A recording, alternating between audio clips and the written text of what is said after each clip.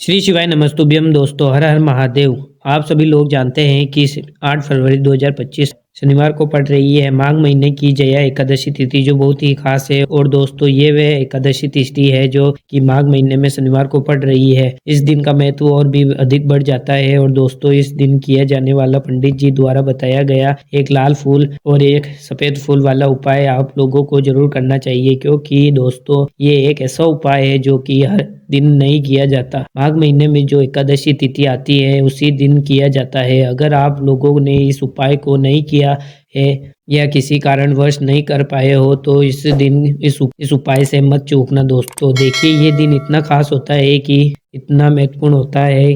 देखा गया है कभी कभी बड़े बड़े पूजा पाठ अनुष्पाठ से जो मनोकामना पूर्ण नहीं होती है, वह माघ महीने की जया एकादशी तिथि के दिन एक छोटे से उपाय करने से ही ये मनोकामना पूर्ण हो जाती है। और बहुत सारे लोगों ने इस उपाय को किया भी है और उनको इस उपाय को करने का फल भी जरूर मिला है। अगर आप लोग भी इस उपाय को एकादशी के दिन करना चाहते हैं तो आप इस उपाय को पहले अच्छे से समझ लेना और सुन लेना, उसके बाद करना। आपको इस उपाय का फल जरूर मिलेगा। तो अब समझते हैं अब इस उपाय को करना किस समय है। तो हमें इस उपाय को करना है सुबह के समय और शाम के समय।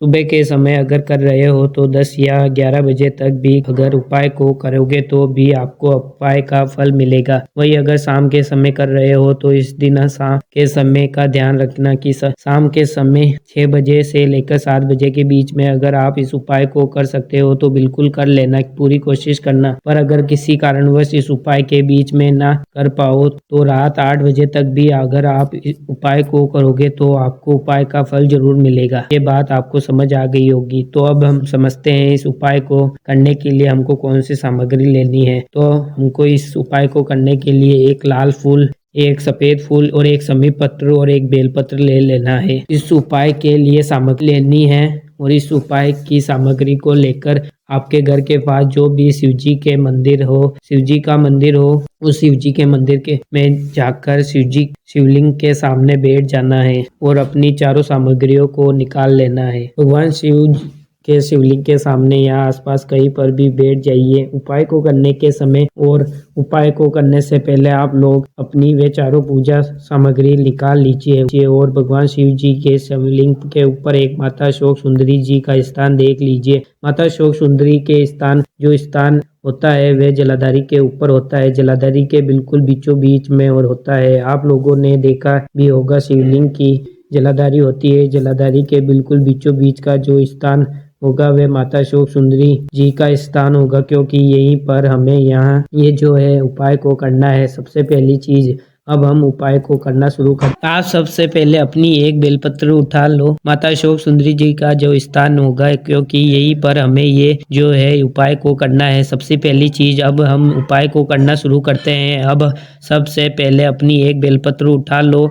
एक बेलपत्र उठा लो। एक बेलपत्र को आपको माता अशोक सुंदरी जी वाले स्थान पर सबसे पहले समर्पित करना है। बेलपत्र की डंडी का मुख होगा जलाधारी की तरफ, जहाँ से जल बहता है और नीचे गिरता है, और बीच वाली बड़ी पत्ती का मुख मतलब शिवलिंग की तरफ होगा। इस तरीके से आपको इस बेलपत्र को माता अशोक सुंदरी जी वाले स्थान पर समर्पित कर देना है। उसके बाद में एक शमी पत्र उठा लो, एक जो आप उपाय के लिए लेकर आए हुए हो। शमी पत्र को उठाकर शमी पत्र की जो डंडी का भाग होगा वे जलाधारी की तरफ करके, जहाँ से जल बहता है नीचे गिरता है उस तरफ करके, और पत्ती वाला भाग शिवलिंग की तरफ करके इस शमी पत्र को भी उस बेलपत्र के ऊपर आपको समर्पित कर देना है। समर्पित करने के बाद अब आप ले लो अपना एक लाल फूल जो आप उपाय को करने के लिए लेकर आए हुए हो। इस लाल फूल का जो खिला हुआ भाग होगा, चाहे वे गुलाब का फूल हो चाहे कोई सा फूल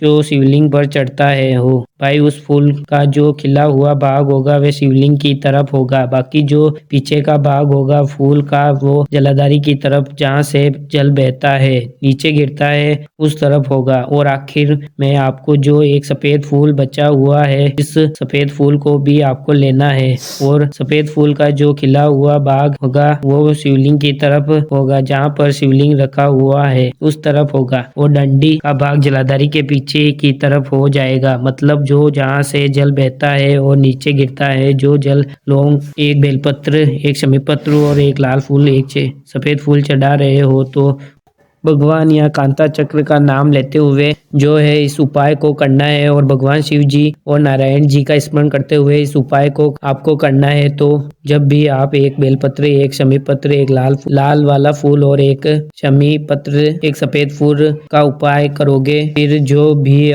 दुख और समस्या परेशानियां चल रही हो आपको, अपनी वे दुख और परेशानियां जो है भगवान शिव जी के उपाय को पूरा करने के बाद वहीं पर पास में बैठकर बोल देना है, हाथ जोड़ के आंखें बंद करके अपनी परेशानियां और श्री शिवाय नमस्तुभ्यम का जाप करना है। दोस्तों, आज हमने इस वीडियो में कुछ उपाय बताए हैं जो आपको करने हैं। अगर आपको वीडियो अच्छी लगी हो तो वीडियो को लाइक एंड सब्सक्राइब कर देना। हर हर महादेव।